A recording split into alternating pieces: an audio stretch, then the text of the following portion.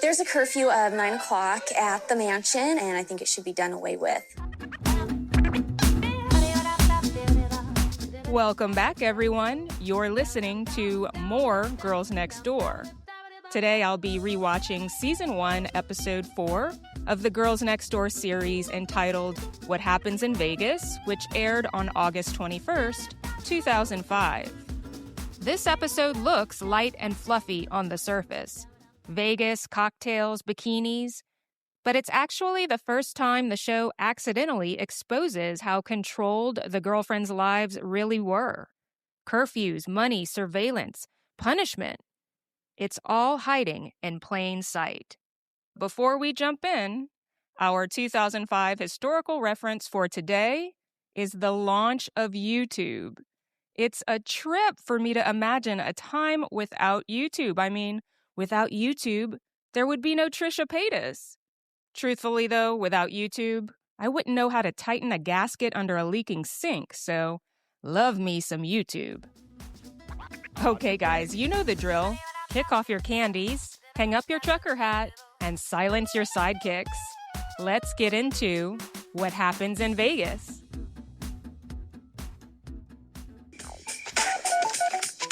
Say yeah!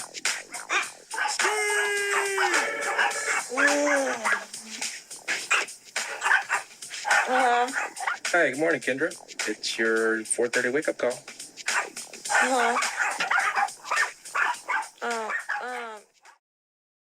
We open this episode at the ungodly hour of 4:30 a.m. with a wake-up call to Kendra's room from mansion butler DeAndre. Not that it's necessary, because editors have layered in about 37 sound effects of barking dogs. And listen, I've mentioned this before, but it drives me nuts. The sound editing with the dogs is complete overkill. In this shot, Kendra's dogs aren't even barking. The editors just drop in this chaotic yapping soundtrack like, "Remember everyone, Kendra is the wild one." We get it. Message received.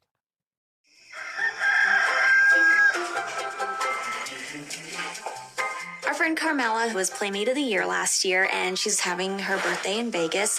Her good buddy Destiny lives there, who we don't get to see all that often. So we are going to fly out to Vegas on Thursday and spend the day with them. Holly lets us know that the girls are taking a trip to Las Vegas to celebrate Carmela DeCesare's birthday. Carmela was the previous year's Playmate of the Year, and she's become a close friend of Holly, Bridget, and Kendra. But first things first, we got to get these girls out of the mansion, which is no small feat. This is the first time in the Girls Next Door series that we actually learn of the 9 p.m. curfew Hef enforced on the girlfriends. And one of the things people are always really surprised to learn is that the major rule at the mansion is the 9 o'clock curfew. I believe it's because Hef's had girlfriends in the past who were really irresponsible and were running around with people they shouldn't be. If Hef isn't with us, we're expected to be back at the mansion around 9. This is also the episode that made me realize just how seriously restrictive and non-negotiable that was. It's even too early in the morning for the rooster soundbite that's used in one scene, but here we have Holly, Bridget, and Kendra up and at 'em at 4:30 a.m. because they're taking the first flight of the day out of California. They don't even get a pass when traveling out of the state. They literally have to fly out, spend a few hours with friends, and fly right back home to be under lock and key of the one and only Hugh Hefner. So weird. And if you think the girls are going to arrive by Playboy limousine to a private runway and step onto a luxury jet, forget it. Hef doesn't foot the bill when the girls travel without him, so they purchased coach seats on Southwest Airlines. See? Celebrities are just like us.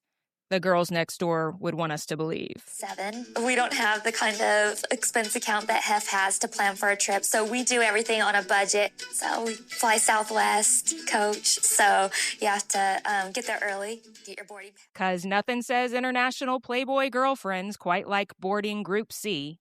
And I'm curious what you guys think about this, because part of me wonders if the modest travel setup was like a punishment for leaving Hef behind. Like, oh, you girls want to go to Vegas, do you? Great. Enjoy seat 24B. Let me know your thoughts. We get, I think, one of the only, if not the only shot from inside Hef and Holly's bathroom, and I thought this was pretty cool to see. The bathroom is super opulent with marble floors, gold accents, and a huge gold and marble bathtub right smack in the center of the room. Oh, yay! This is my all-time favorite outfit Holly wears of the entire series. This is a prominent episode, guys. She's got on this little white form-fitting mini dress with a ruffly skirt. It's got gathered ruching down the center, which is ultra flattering. And when you stick that on a body like Holly's, it's like, give me a break. She pairs the dress with a large beige floppy-brimmed hat and some wedge shoes. She looks like a Real Housewife of Monaco or something. It's just gorgeous. Incidentally, and this is appropriate to mention, several weeks ago, for some reason, I had stumbled upon a Getty image gallery of Carmela DeCesare, and there's an image of her wearing the exact same dress. So I don't know if great minds think alike or if one borrowed it from the other, but you better believe I went down a rabbit hole, pun intended, trying to find that dress or something similar online. Unsuccessful. A quick peek in on Kendra, and she's fallen back fast asleep. Dogs still barking their heads off. I don't think so. Bridget is wearing a tiny black and white polka dot dress with white ruffled trim and pink accent bows. It's something you'd see on a doll. It's cute, maybe a little too cutesy. She's so matchy-matchy, right down to perfectly matching polka-dotted pumps and purse. You know, when Holly and Bridget discussed this episode on Girls Next Level, they told us that they got a lot of snickers and stares at the airport from fellow travelers, and sorry, I can see why. As Bridget finishes packing a tiny carry-on, even the suitcase matches her outfit, Kendra is finally shown rolling out of bed. She throws on some jean shorts, a graphic tank, and trucker hat, and whammo! What better way to show how different American Girl Kendra is from the other two try-hard glamazons. So Holly and Bridget are like kind of waiting for me, you know, and I was about to head out the door. I told myself, do not forget Carmela's birthday present. Do not forget, okay? So that's all I had in my mind all morning long before we left. Oh, hell no! I was kind of pissed when we found out that Kendra's birthday present for Carmela was missing because we really needed to head out of the door. And we couldn't find it anywhere, and you know it just doesn't walk away. Dude, really is it? Just as the three are about to head out the door, and in perfect Kendra fashion, it occurs to her that she forgot to grab Carmela's birthday gift. And thus begins the biggest scandal in Girls Next Door history. The search begins pretty calmly. Kendra thinks she left a black gift bag downstairs and asks some of the staff if they've seen it. With a drive to the airport and airline security ahead of them, time is not on their side, so Holly and Bridget jump in to help Kendra search for the gift. The scene is certainly dramatized with a timer displayed on screen and the sound of a clock counting down seconds, but the chaos and confusion is definitely real. Kendra bounces from room to room, trying to retrace her steps, but she's getting very concerned, and you know that feeling when you remember exactly where you put some inanimate object and it somehow gets up and walks away. After an Inspector Gadget-level hunt for Carmela's present, involving Holly and Bridget digging through the mansion kitchen trash can, Kendra is convinced to call off the search. I can't believe this stuff happens. Hey, so irresponsible. I don't know what happened. I have no idea. It's weird. I don't know. She's visibly upset, and I'm dead serious. It took me 20 years to really grasp this incident. So I'm going to tell you what I know. It has since been revealed that the gift bag was in fact taken by Playmate and then mansion resident Audra Lynn Fasano. Audra's been a background face in scenes so far, and she also joined the girls when they took Playmate hopeful Raquel ice skating in episode 2. Audra, to this day, claims the whole thing was an innocent mistake, a misunderstanding that got blown out of proportion. When Hef learned of the alleged misunderstanding, he had Audra promptly kicked out of the mansion. Audra's story is, she came home to the mansion after a date with Michael Keaton, yep, Batman, and it doesn't make her guilty of theft, but Audra is an infamous name dropper, and she loves to reference Michael Keaton. Anyway, according to Audra, she saw a single black gift bag sitting on the table downstairs, assumed it was a leftover swag bag from a mansion event, and took it to her room. The morning that the gals are leaving for Vegas, and amidst the drama of looking for Carmela's gift, Holly calls Audra and asks her if she's seen Carmela's present, specifically a gift card. Audra says no, but she claims there was a misunderstanding over what was in the bag or what kind of bag they were really looking for. Audra has since said that when she looked in the bag later that day, she realized it was the gift. Audra further claims that she apologized to Kendra at a later mansion event and offered to reimburse her for the gift. Okay, pause. Let's review what was allegedly in the bag. In the Girls Next Door episode we're reviewing today, Kendra describes the contents. It was in a bag. I bought like $200 worth of makeup. I bought like a bra. It was like a nice push-up bra, and it was like all this cool stuff in there, and you know, Carmela's present. There's no way somebody could just throw that away. Okay, what the f*** am I gonna do? It was in a bag, and I bought like $200 worth of makeup. I bought like a bra. It was like a nice push-up bra. And it was like all this cool stuff in there. And you know, Carmela's present. So here's where Audra's defense starts to fall apart. Vegas was literally a less than 24-hour trip. Kendra would have actually been back hours after Audra realized she had, quote-unquote, mistakenly taken the bag to her room. So, number one, why would Audra wait to come clean about the misunderstanding and apologize to Kendra at some future event? And number two, why would she need to reimburse Kendra for a fully intact gift bag with unused products inside of it? This is why Audra's explanation doesn't add up to me. It sounds like Audra had a field day with the gifts in the bag and possibly knew exactly who they were meant for, but she felt she had a believable cover story if anyone got wind of her involvement in the case.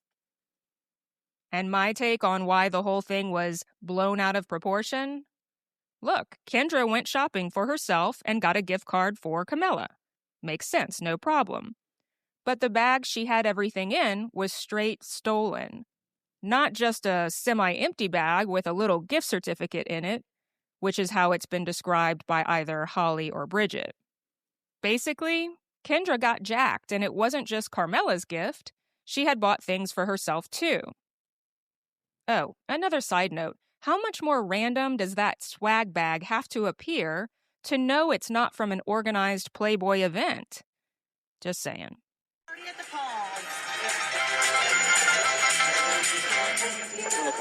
The Palms is the most fun, youngest, hippest casino in Vegas, and they're always really cool to us. Oh my God!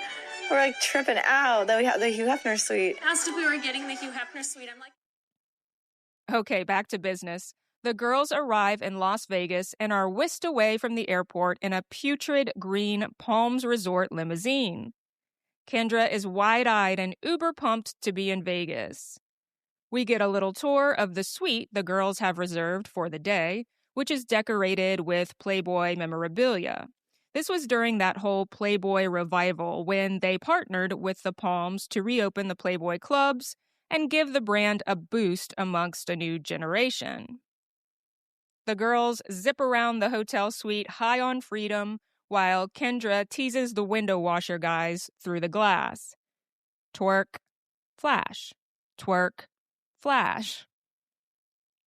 After Kendra buys some casino shop gag gifts to replace Carmela's present, Carmela arrives and everyone heads down to the pool to meet up with Destiny Davis. Kendra makes sure to tell us that Destiny is her BFF. At the Palms pool, the girls have a cabana where they toss their swim cover-ups and waste no time ordering cocktails. They're on a deadline, you know. They only have a few hours to have some fun. Surprise! Carmela arrived in Vegas a few days earlier with her boyfriend, Jeff Garcia, who's a football player. She's a Playmate of the Year and a really great friend of ours, and we're really excited about it. Jeff Garcia, a then Cleveland Browns quarterback who at the time was Carmela's boyfriend, is literally the only guy of the group.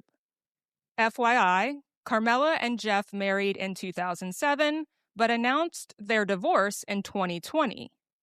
The real tea, though, and neither the Girls Next Door nor Girls Next Level will tell you this, but Carmela got into some legal trouble while dating Jeff, and all over his ex-girlfriend.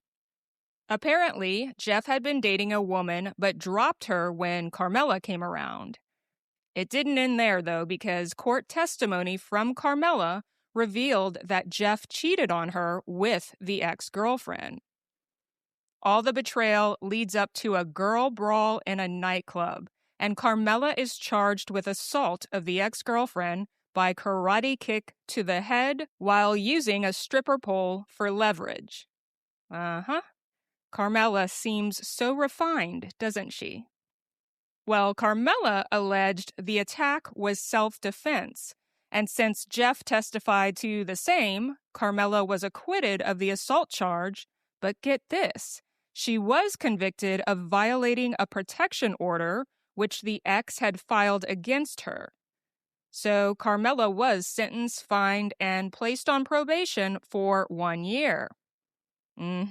You're welcome for that. Remember, it's called More Girls Next Door, not Less Girls Next Door or Same Old Girls Next Door. Back to the episode, we get a little Mission Impossible moment with Kendra and Destiny attempting to surprise Carmela with a birthday cake. Now, Destiny is wearing a crochet bikini cover-up, stilettos, and hot pink acrylic nails, which is not exactly the recommended uniform for transporting delicate baked goods. She's doing her absolute best not to drop the cake as she power shuffles from the concierge's desk to the pool cabanas, kind of like a newborn giraffe learning how legs work. Meanwhile, the two of them are trying to stay hidden, ducking behind lifeguard stands and pool chairs. To make things even more dramatic, they stop to light the birthday candles, so now the rapidly melting candle wax is dripping everywhere and the wind is whipping the girls unsteady. It's honestly a pretty hilarious scene. Finally, they round the cabana corner and burst into song, which cues the rest of the group to join in with Happy Birthday. Carmela looks genuinely surprised and touched. The whole group appears to be in high spirits. But years later, when Holly and Bridget were recapping this episode on Girls Next Level, they share that they actually feel like the show minimized their roles in the birthday planning. Bridget's claim is that she was the one who suggested getting the cake in the first place, and that she told Destiny, who lived in Las Vegas, to help coordinate it. And guys, I quote Bridget from Girls Next Level, "Because this is always my thing, getting people a cake." End quote. But because the cameras only show Kendra and Destiny physically transporting the cake from the concierge's desk to the pool cabana, I guess Bridget feels she lost cake credibility? In the same Girls Next Level episode, Holly picks a bone with editors too, for featuring Kendra's gift to Carmela, but not hers or Bridget's. And listen, I say this with love, but this is exactly what I mean when I say Holly and Bridget sometimes do themselves no favors when they get to nitpicking at the tiniest production details. Because as a viewer back in 2005, not once did I think, wow, Holly seems like a real birthday hater for not personally carrying that cake. It literally never crossed my mind. The moment plays exactly how it's supposed to, a group of girls surprising their friend with a birthday cake. Carmela's happy, everyone cheers, they eat cake. End of story. By the time we got back up to the hotel room, we were crazy girls.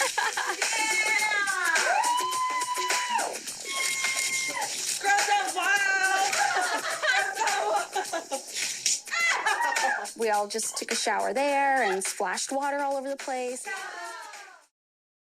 After some cake and cocktails and what looks like sincere bonding amongst the girls, they head back up to the suite to change for dinner and then, sadly, depart for their return flight. With their last moments to just be girls, Holly, Bridget, and Kendra take some sexy selfies in the hotel's rain shower bathtub. The girls exit Las Vegas the same way they entered, by way of putrid green limousine and Southwest flight. We learn that the girls' flight was delayed, which put them slightly beyond curfew, but Hef happily greets the trio when they arrive home to the mansion. It seems like he'll let this one slide. Before the episode concludes, Hef visits Bridget's room, where we see her sister Anastasia and Audra hanging out watching TV. And I know it's petty, but I'm not gonna lie. I tried to pause and zoom in to determine if it looks like Audra's wearing a new push-up bra. Thanks again, guys, for joining me today. And as always, I want to invite you to tune in for future episodes of More Girls Next Door. If you're enjoying the podcast so far, I'd be grateful to get a like, a share, and chat with me in the comments section. I love you guys. See you next time. The bricks.